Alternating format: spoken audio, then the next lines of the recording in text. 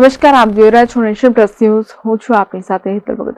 અરવલ્લી જિલ્લાના શામળાજી ઓવરબ્રિજ પર કાર પલટી મારતા 2 લોકોને ગંભીર ઈજા પહોંચી છે. અરવલ્લી જિલ્લાના શામળાજી ઓવરબ્રિજ હનુમાન મંદિર પાસેની ઘટના સામે આવી છે, જેમાં નેશનલ હાઈવે પર કાર પલટી મારતા 2 વ્યક્તિને ગંભીર રીતે ઈજા પહોંચી છે.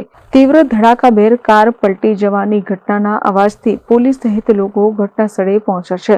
કારમાં સવાર 2 લોકોને બહાર કાઢી ગંભીર હાલતમાં સારવાર અર્થે હોસ્પિટલ ખસેડાયા છે. તો રાજસ્થાનના રતનપુર તરફથી આવતી ગાંધીનગર પાસિંગની કારને માર્ગ અકસ્માત નડ્યો છે. પોલીસે આ ઘટનાને લઈને વધુ તપાસ હાથ ધરી છે.